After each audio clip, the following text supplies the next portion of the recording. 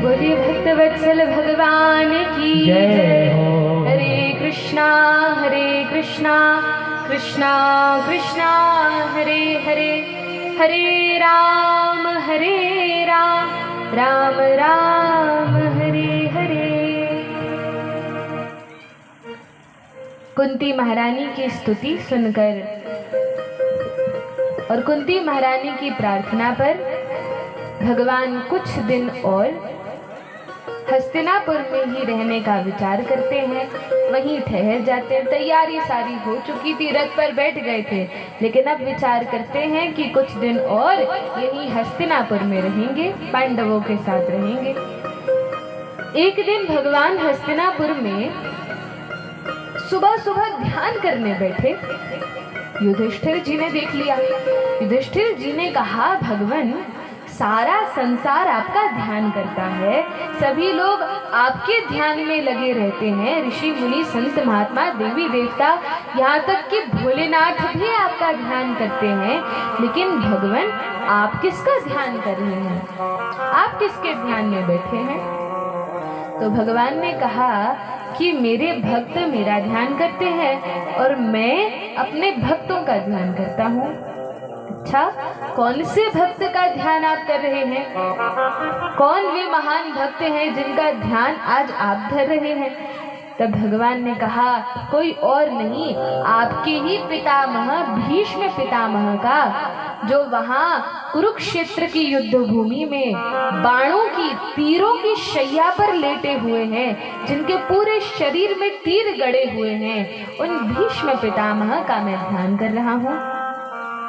भगवान कहते हैं, ऐसे विलक्षण भक्त जिन्होंने प्रतिज्ञा ली और जीवन पर्यंत जीवन भर उसका पालन किया, तो वे भीष्म पितामह हमेशा राजकाज के कार्यों में लगे रहने पर भी मन से हृदय से भगवान का चिंतन किया करते थे।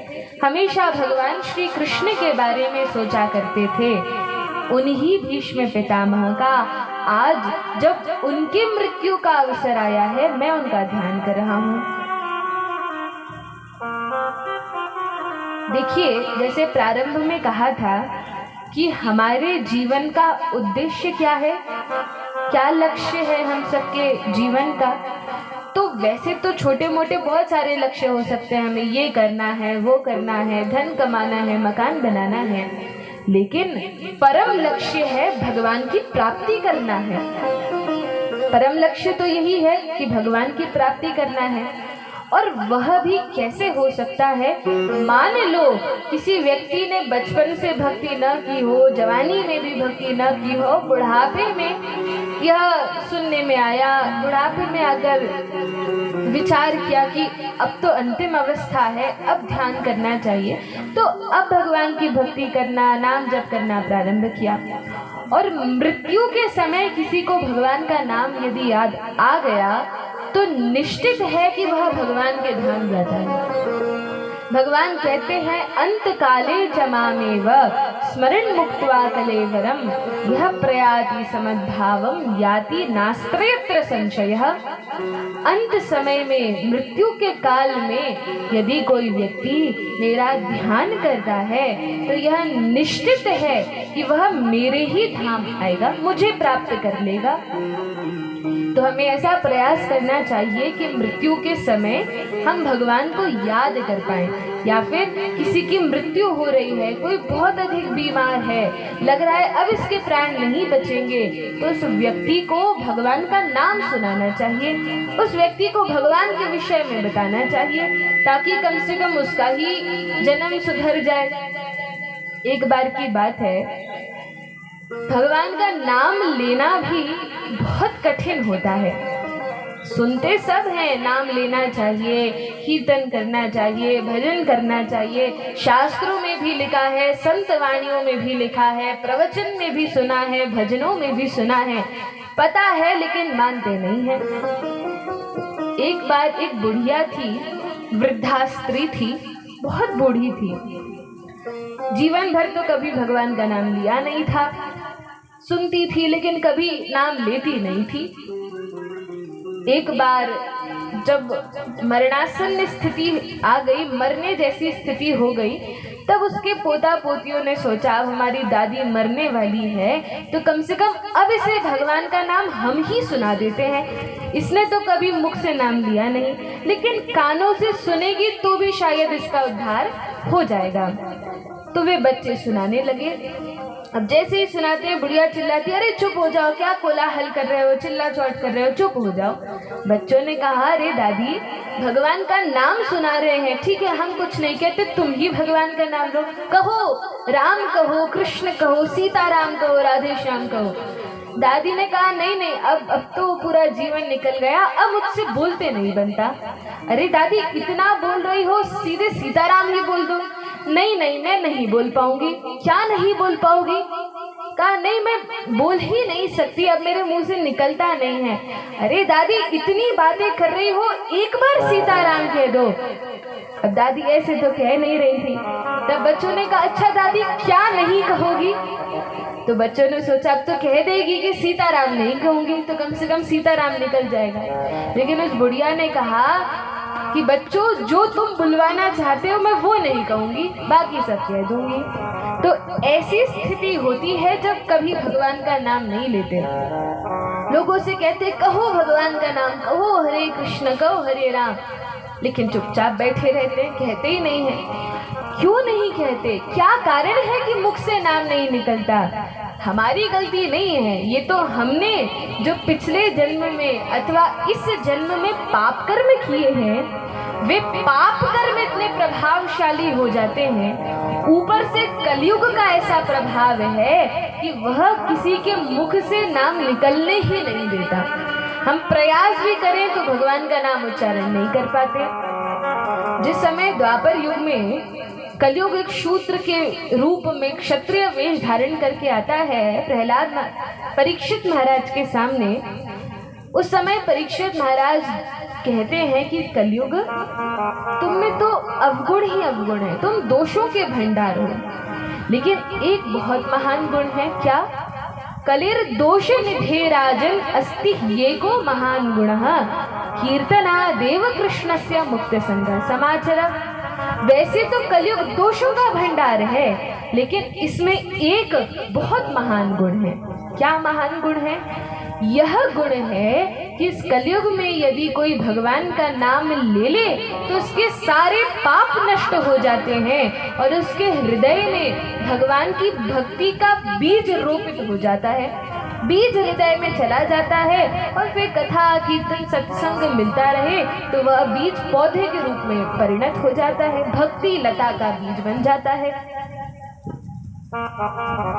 लेकिन कलयुग ने कहा, महाराज परीक्षित आप क्या समझते हैं, कलयुग में नाम लेना इतना सरल नहीं है। भले ही आपने कह दिया कि करोड़ों वर्षों की तपस्या का फल एक बार राम नाम लेने में, अलग अलग बड़े बड़े यज्ञ करने का फल भगवान का नाम लेने में, बहुत सारी पूजा अर्चना का फल नाम लेने में मिल जाता है, लेकिन फल तो तब मिलेगा ना जब कोई नाम जपेगा। अब कोई नाम लेगा ही नहीं तो कैसे उसको फल प्राप्त होगा। लेकिन जब भगवान किसी व्यक्ति पर अहेतुकी कृपा करते हैं, बहुत अधिक कृपा करते हैं, तब उसके जीवन में यह अवसर आता है कि वह भगवान का नाम मुख से गा सके और कानों से सुन सके। भगवान का नाम मुख से बोल सके और कानों से सुन सके। यहाँ तक कि भोलेनाथ भी पार्वती जी को राम नाम की महिमा बताते हुए कहते हैं, सभी लोग जानते हैं, राम रामेति रामेति रमे रामे मनोरमे सहस्र नाम तत्तुल्यम राम नाम वरानने। पार्वती जो तुम इतने सारे पूजा पाठ करती हो, विष्णु सहस्र नाम का जप करती हो, अलग अलग स्तोत्रों को पढ़ती हो, यदि केवल एक बार राम नाम लिया जाए तो सभी पूजन पाठ का फल मिल जाता है। तो राम नाम की इतनी सुंदर महिमा स्वयं भोलेनाथ अपने मुख से बताते हैं। तो इस प्रकार से भगवान के नाम की महिमा का शास्त्रों में बहुत भारी वर्णन किया गया है। आगे वर्णन है कि भीष्म पितामह जिनका भगवान ध्यान कर रहे थे, भगवान ने कहा उन भीष्म पितामह के प्राण छोड़ने का, शरीर त्यागने का समय आ चुका है। और क्योंकि जीवन भर उन्होंने मेरा भजन किया है, इसलिए मैं चाहता हूँ कि अंतिम क्षण में, अंतिम समय में मैं साक्षात उनके सामने प्रकट हूँ। क्या भाग्य थे उन भीष्म पितामह के कि मरते समय हम याद करते हैं, अरे बेटे को बुला लो शहर से, बेटी को बुला लो, इसको बुला लो, उसको बुला लो, मरते समय देख लें। लेकिन भीष्म पितामह के हृदय में क्या इच्छा थी कि मरते समय मुझे भगवान कृष्ण के दर्शन हो जाएं। देखिए, जो संसारी लोग हैं वे तो धोखा देने के लिए ही बने हैं। कोई हमारा इस संसार में सच्चा सुहृद नहीं है। सभी केवल अपने स्वार्थ के कारण रिश्ता जोड़े रहते हैं। यदि कोई स्वार्थ न बचे, यदि हम संसार में किसी काम के न रहे, किसी को कोई लाभ न दे सके, तो कोई हमसे प्रेम नहीं करेगा। लेकिन भगवान ही कैसे हैं, हम उन्हें याद करें चाहे न करें, उनका नाम जपे चाहे न जपे, लेकिन वे हमसे बराबर प्रेम करते हैं। इसलिए समझदार मनुष्य तो वह है जो हमेशा भगवान को याद करे और भगवान के भक्तों को याद करे। तो मृत्यु ऐसी होनी चाहिए कि हमारे मृत्यु के काल में, मृत्यु के समय या तो साक्षात भगवान के दर्शन हो जाएं या भगवान के भक्तों के दर्शन हो जाएं। उनको देखते हुए हम अपना शरीर त्याग करें। इसको कहते हैं श्रेष्ठ मृत्यु। तो भीष्म पितामह विचार कर रहे थे, तभी भगवान प्रसन्न होकर पांडवों को लेकर कुरुक्षेत्र के रणांगण में, उस मैदान में जहाँ युद्ध हुआ था, जहाँ भीष्म पितामह लेटे थे, वहाँ पहुँच जाते हैं। और वहाँ पहुंचकर भीष्म पितामह बहुत सारे अलग अलग विषयों पर चर्चा करते हैं। बहुत सारे अलग अलग विषयों का, धर्मों का, स्त्री धर्म का, गृहस्थ धर्म का, ब्रह्मचारी के धर्म का, शास्त्रों की अलग अलग शाखाओं पर, विषयों पर धारा प्रवाह से धारावाहिक बोलते रहते हैं। लेकिन जब वह क्षण आता है कि सूर्य उत्तरायण में प्रवेश करते हैं, एकादशी की 11 की सुंदर तिथि थी, सुबह का समय था, सूर्य उत्तरायण में प्रवेश करते हैं। भीष्म पितामह ठान लेते हैं अब मुझे अपने प्राणों का त्याग करना है। लेकिन प्राणों का त्याग किस प्रकार किया जाना चाहिए? आंखों से भगवान का दर्शन हो, कानों से भगवान के कीर्तन को, गीत को हम सुने, मुख से भगवान के नाम का उच्चारण हो। तो इस प्रकार भीष्म पितामह भगवान का ध्यान करते हुए, और भगवान तो वहीं प्रकट हो गए थे, तो भगवान के दर्शन करते हुए आंखों के सामने कृष्णचंद्र बैठे हैं, पांचों पांडव बैठे हैं। तो भगवान को देखते हुए सुंदर स्तुति का गान करते हैं। आइए हम सभी भी भागवत में यह जो सुंदर स्तुति है इसका श्रवण करते हैं और तत्पश्चात जानेंगे कि स्तुति का अर्थ क्या है। श्री भीष्मोवाच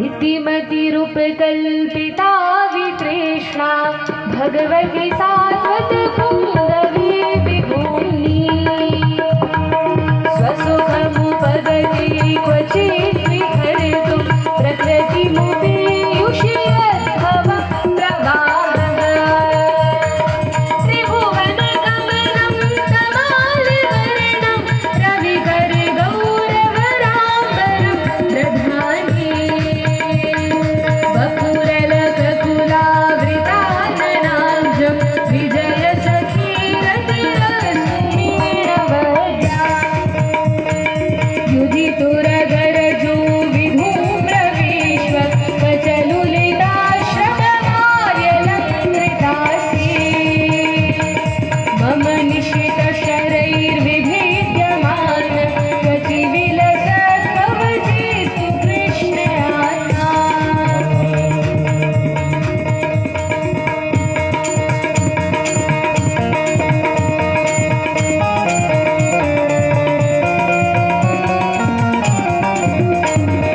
सपदि सखिवचो निशम्य मध्ये निजपरयोर्बलयोरथं निवेश्य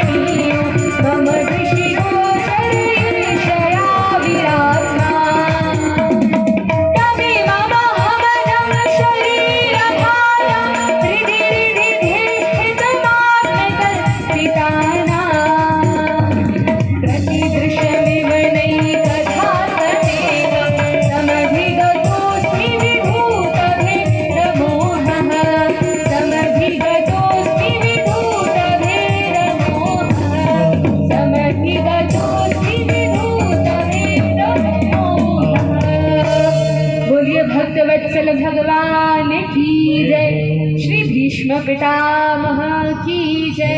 हरे कृष्णा कृष्णा कृष्णा हरे हरे, हरे राम राम राम हरे हरे।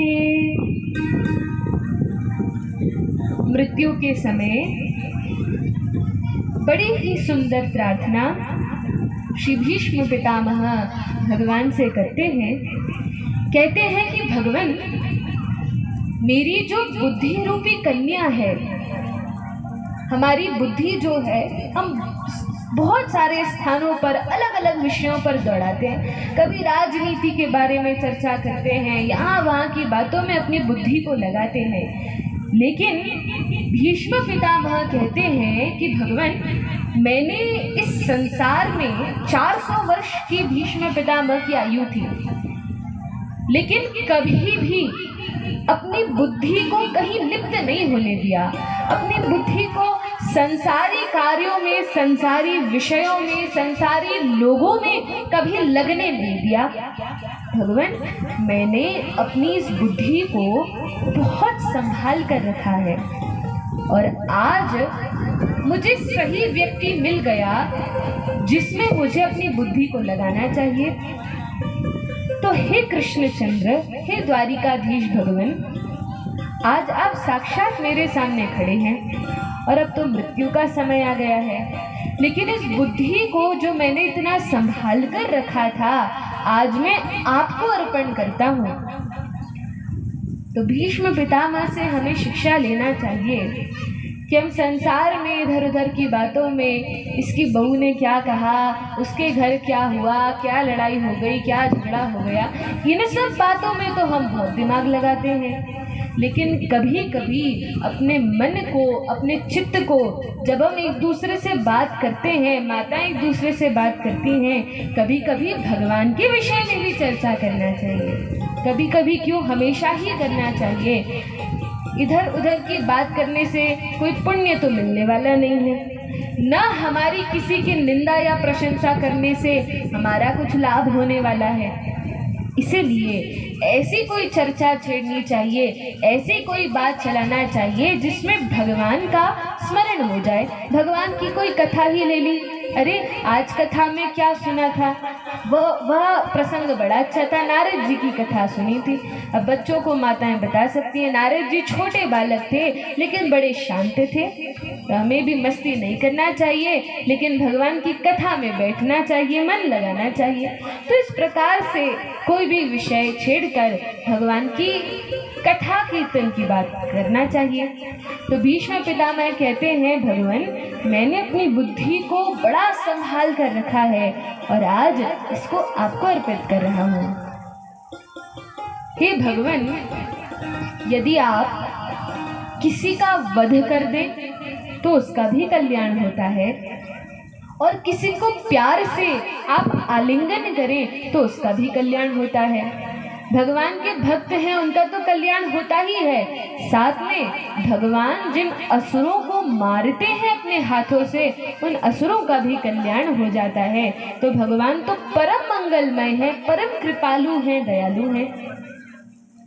तब कहा कि हे श्री कृष्ण, जिस समय महाभारत का युद्ध चल रहा था, तो महाभारत के युद्ध के समय अलग अलग योद्धा युद्ध कर रहे थे, अनेक प्रकार से युद्ध हो रहा था, लेकिन भगवान, मैं तो आप पर ही अपना ध्यान लगाया था। और आपको याद है जिस समय आप मुझ पर बड़े क्रोधित हो गए थे, क्योंकि मैं अपने बाण अर्जुन पर चला रहा था, अर्जुन को मारने की चेष्टा कर रहा था, लेकिन आप तो अर्जुन के सखा हैं, तो आप नहीं चाहते थे कि अर्जुन को मारा जाए। मैं अर्जुन पर तीर चला रहा था, आप बड़े क्रोधित हो गए। आपने प्रतिज्ञा ली थी कि महाभारत के युद्ध में मैं अस्त्र शस्त्र नहीं उठाऊंगा, लेकिन अपने भक्त की रक्षा करने के लिए आप अपनी प्रतिज्ञा को, अपने वचन को भी तोड़ सकते हो। भगवान जिससे प्रेम करते हैं उसकी रक्षा करने के लिए अपनी प्रतिज्ञा को, अपने वचन को भगवान त्याग देते हैं, छोड़ देते हैं। तो अर्जुन की रक्षा करने के लिए भले ही संकल्प आपने लिया था कि शस्त्र नहीं उठाओगे, लेकिन रथ का चक्र लेकर आप मेरी तरफ दौड़े मुझे मारने के लिए। और भगवान, जब आप मुझे मारने के लिए आ रहे थे तो मैं घबराया नहीं, मुझे भय नहीं लगा, लेकिन मैं तो बड़ा प्रसन्न हो गया कि आज साक्षात भगवान के हाथों से मेरी मृत्यु होगी। मैंने तो अपने सारे अस्त्र शस्त्र छोड़ दिए और खड़ा हो गया कि हाँ भगवान, आइए मुझे मारिए। लेकिन उस समय अर्जुन ने आपके पांव पकड़ लिए और आपको मारने नहीं दिया। हे कृष्ण, जिस समय आप मारने के लिए आ रहे थे तो आपका स्वरूप इतना सुंदर है, सांवला रंग है, पीतांबर आप धारण करते हैं, और क्योंकि आप रथ चला रहे थे तो मेहनत के कारण आपके मुखमंडल पर पसीने की बूंदें आ गई थी, और वे पसीना आपके मुख पर इतना सुशोभित हो रहा था, और आप चक्र हाथ में लिए हुए थे। भगवान, वह सुंदर छवि का स्मरण कर करके मेरा हृदय अत्यंत प्रसन्न हो जाता है। क्या सुंदर छवि थी। भगवान उस समय तो क्रोध में थे, लेकिन आज भीष्म पितामह की बातें सुनकर मंद मंद मुस्कुरा रहे हैं। भगवान को बड़ा आनंद हो रहा है। तब भीष्म पितामह गोपियों के भाव में चले जाते हैं। अब क्योंकि शुद्ध भक्त ही हैं, वो तो नाटक कर रहे थे राजमहल में रहने का, राजकाज के कार्य करने का, लेकिन हृदय से तो हमेशा भगवान की ही भजन में लगे रहते थे। अब कहते हैं कि भगवान, जिस समय वृंदावन में आप छोटे थे, कुमार थे और गैये चराने के लिए जाते थे, जब आप लौटकर आते थे तो वृंदावन की जितनी गोपियां हैं सब खड़ी हो जाया करती थी आपके दर्शन करने के लिए। और गोधूली वेला में जब आप लौटकर आते थे तो इतना सुंदर आपका रूप होता था। सारी गायों के पदचाप से, गायों के चरणों से जो धूल उड़ती थी वह आपके मुख पर लगती थी और आपका मुख बड़ा ही सुंदर लगता था।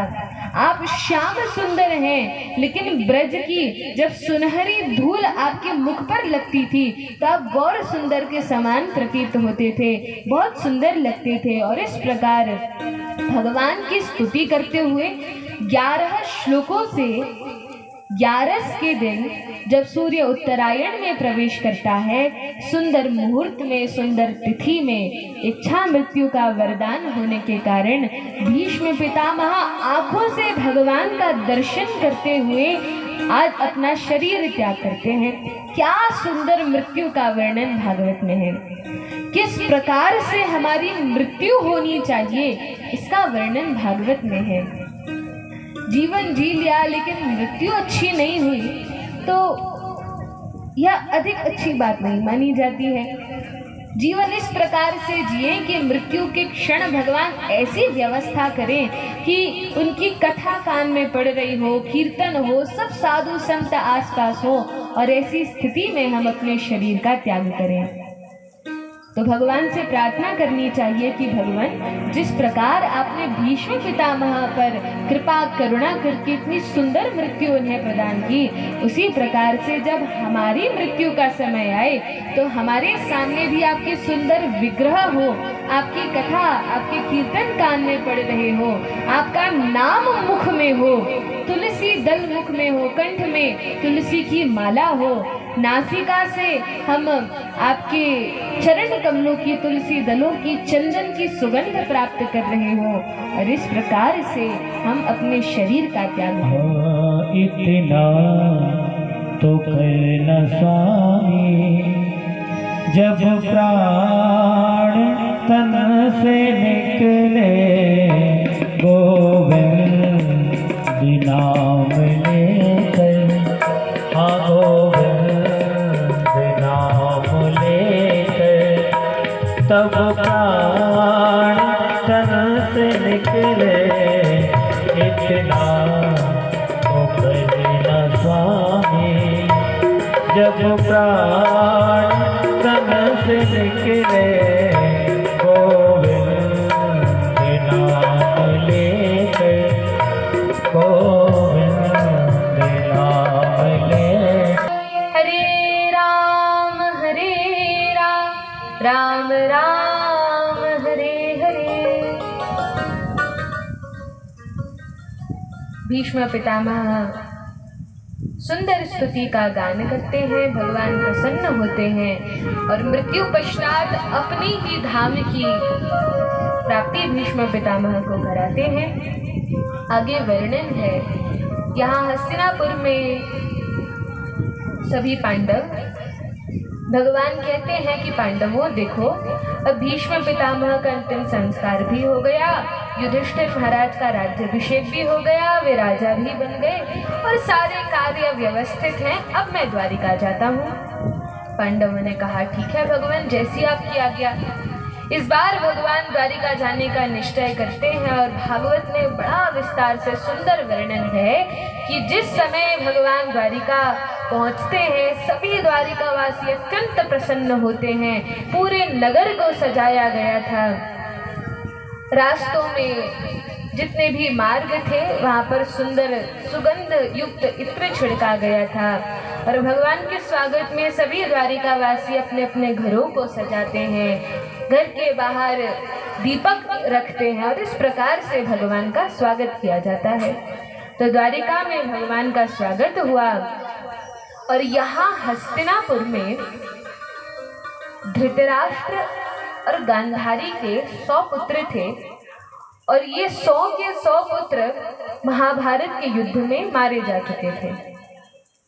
केवल 5 पांडव बचे थे और धृतराष्ट्र गांधारी बड़े वृद्ध हो गए थे, ये भी वहीं महल में रह रहे थे। युद्ध जब प्रारंभ होने वाला था तो विदुर जी, जो कि धृतराष्ट्र और पांडु के छोटे भाई हैं, वे विदुर महाराज वे हस्तिनापुर छोड़कर चले जाते हैं तीर्थ स्थलों की यात्रा करने के लिए। महाभारत के युद्ध में विदुर जी ने भाग नहीं लिया, लेकिन जब युद्ध समाप्त होता है तो ये विदुर जी आते हैं धृतराष्ट्र को समझाने के लिए कि देखो धृतराष्ट्र, तुमने कभी तो भगवान का भजन किया नहीं है, पूरा जीवन ऐसे ही गद्दी के पीछे, राज गद्दी के पीछे, राज आसन के पीछे लड़ने में निकाल दिया।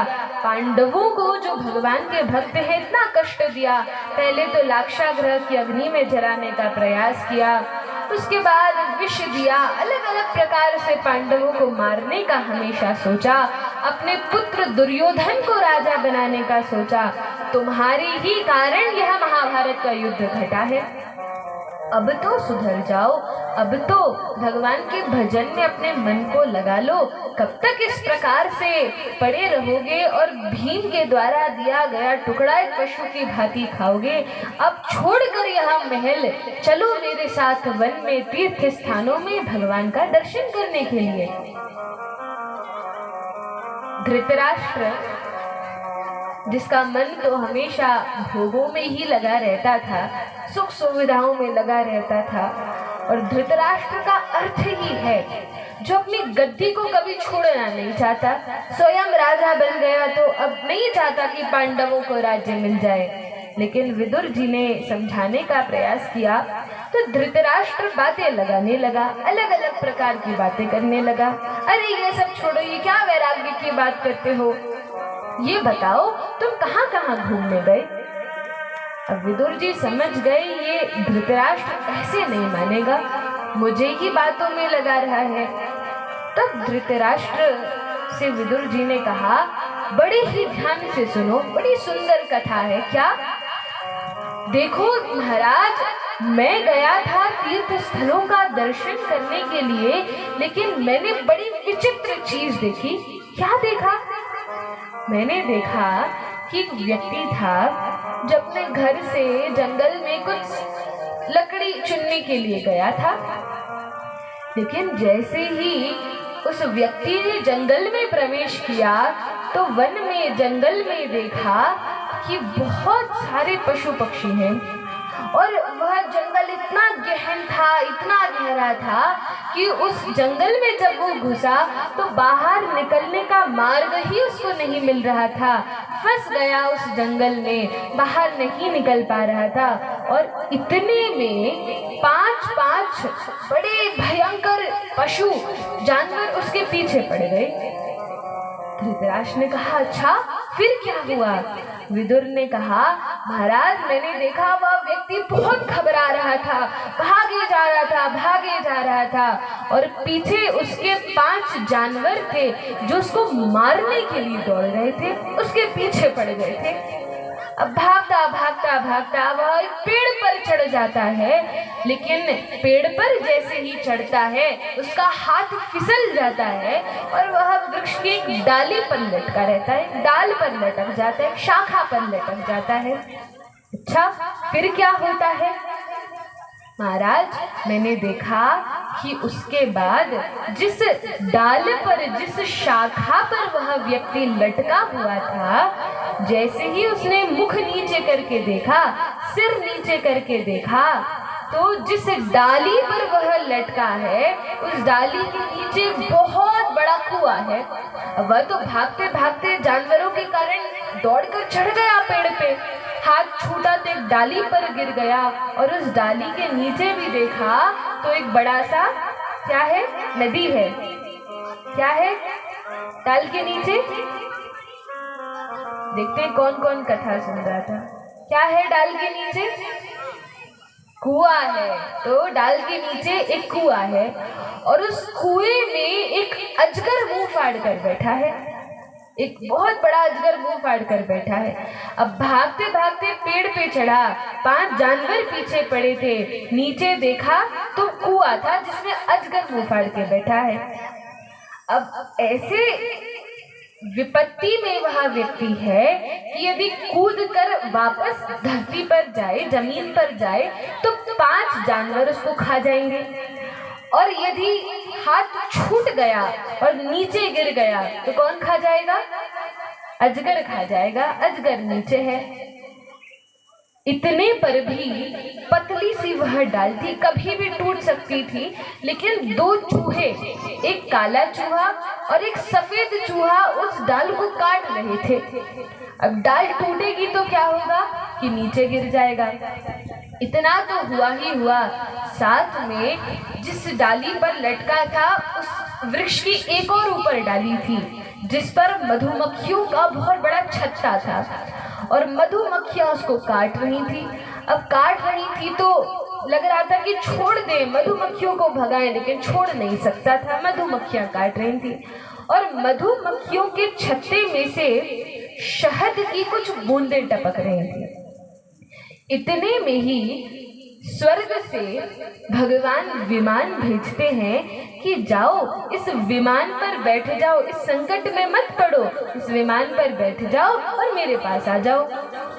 अब वह व्यक्ति विमान पर बैठने का विचार कर ही रहा था कि इतने में ऊपर से शहद की बूंद टपक गई और वह विमान को भूलकर उस शहद की एक बूंद को चाटने में लग गया। धृतराष्ट्र ने कहा, अरे ऐसा मूर्ख व्यक्ति कौन है? मृत्यु सिर पर है और वह शहद चाटने में लगा है, ऐसा मूर्ख कौन है? तब विदुर ने कहा, महाराज ऐसे मूर्ख आप हैं और केवल आप नहीं, संसार के जितने भी लोग हैं वे इसी प्रकार के मूर्ख हैं। कैसे? देखिए महाराज, वह जो व्यक्ति है वह आप हम सभी हैं। 5 जानवर जो उस जंगल में पीछे पड़ गए हैं वे हमारी 5 इंद्रियां हैं। इंद्रियां क्या है? इंद्रियां क्या होती हैं? ये आँख, नाक, कान, त्वचा, जीभ, ये 5 इंद्रियां हैं जो हमें संसार के अलग अलग विषयों में फंसाती हैं। आँखें कहती है सुंदर दृश्य देखना है, हम टीवी खोलकर बैठ जाते हैं और सारा समय उसी में नष्ट कर देते हैं। कान कहते हैं सुंदर संगीत सुनना है, कान में ईयरफोन लगाकर बैठकर दिन रात संगीत सुनते हैं। मुख कहता है सुंदर खाने को, स्वादिष्ट भोजन चाहिए, तो इधर उधर बाहर का उल्टा सीधा खाने में अपना समय व्यर्थ गवाते हैं। तो इस प्रकार से ये इंद्रियां हमें नष्ट करने के लिए दौड़ती रहती हैं, हमारे पीछे पड़ी हैं और जिस जंगल में हम फंस गए हैं ये हमारा जीवन है। यहाँ पर अब हम फंस गए हैं, 5 इंद्रियां पीछे पड़ी है। अब जिस डाली पर हम लटके हैं वह डाली हमारा जीवन है। 5 जानवर कौन है? 5 जानवर कौन है? 5 इंद्रियां हैं। जिस जंगल में वह व्यक्ति फंसा था, वह जंगल क्या है? ये संसार है, रिश्ते नाते मित्र संबंधी जो हैं वो ये जंगल है जहां हम फंस गए हैं। जिस पेड़ की डाली पर वह लटका है, वह डाली क्या है? वह हमारा जीवन है, जो पता नहीं कब टूट जाए और हम नीचे अजगर के मुंह में, अजगर क्या है? ये मृत्यु है, अजगर के मुंह में कभी भी गिर सकते हैं, पता नहीं 5 वर्ष की आयु में, 10 वर्ष की आयु में, 20 वर्ष की आयु में, 50 वर्ष की आयु में, 100 वर्ष की आयु, कभी भी वह मृत्यु का क्षण आ सकता है। किसी का कोई भरोसा नहीं, कभी भी मृत्यु हो सकती है। 2 चूहे उस जीवन रूपी डाली को काट रहे हैं, एक काला और एक सफेद। कौन है ये? तो कहा दिन और रात।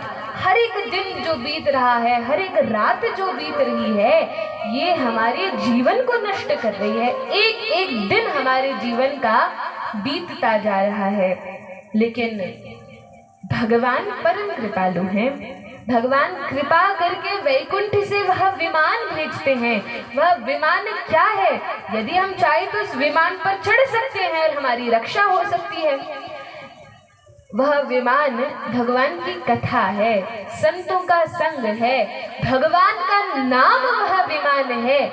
लेकिन हम उस नाम रूपी विमान पर, उस कथा कीर्तन रूपी सत्संग रूपी विमान पर न चढ़कर क्या करते हैं? संसार में जो थोड़ा धन टपकता है, थोड़ा बहुत सुख मिलता है, वो शहद के समान है। उस शहद को चाटने में लगे, सोचते हैं अरे थोड़ा और जीवन का भोग कर ले, फिर बुढ़ापे में भक्ति करेंगे, ये और कर ले, फिर भजन में लगेंगे। लेकिन वो समय कभी नहीं आने वाला जब यह कान में पड़ जाए बात कि भगवान का नाम जपना चाहिए, उसी क्षण उसी समय भगवान के भजन में मनुष्य को लग जाना चाहिए। तो आइए, हम धृतराष्ट्र के समान नहीं बनते हैं। हम पर तो भगवान कृपा कर रहे हैं, भगवान तो कृपा कर रहे हैं, लेकिन हम भी अपने आप पर कृपा करते हैं। भगवान का नाम, अभी सभी जोर जोर से भगवान का नाम लेंगे। जो लोग कथा में नहीं आए हैं उनके भी कानों तक पहुंचना चाहिए। तो जोर जोर से सभी लोग अपना मुख खोल के भगवान का नाम जपेंगे। कुछ समय हरि नाम संकीर्तन करेंगे और उसके पश्चात आरती होगी। हरे कृष्णा कृष्णा कृष्ण हरे हरे, हरे राम राम राम हरे हरे। हरे कृष्ण कृष्ण कृष्ण हरे हरे, हरे राम राम राम हरे हरे। हरे कृष्णा कृष्णा कृष्ण हरे हरे, हरे राम राम राम हरे हरे।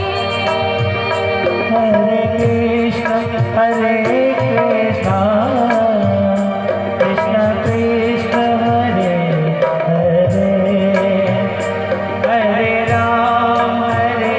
राम राम राम हरे हरे।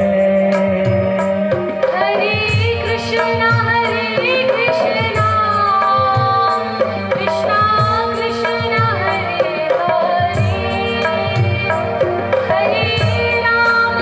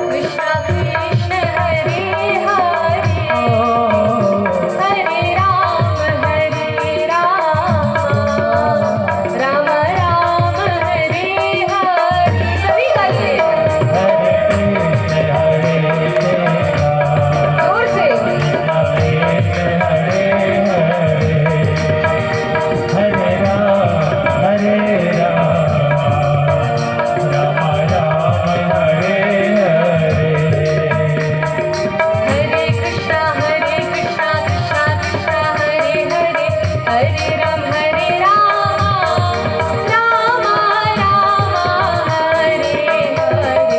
हरे कृष्णा हरे राम राम राम हरे हरे। हरे कृष्णा कृष्णा कृष्णा हरे हरे, हरे राम राम राम हरे हरे। हरे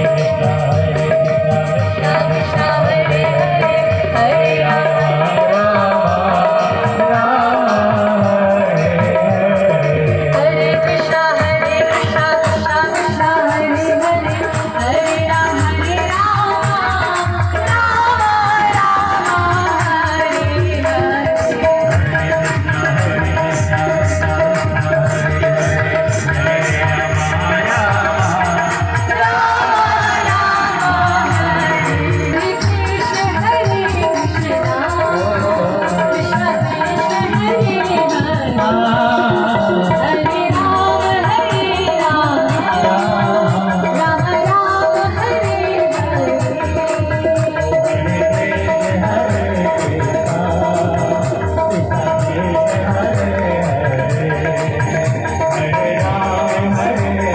हरे।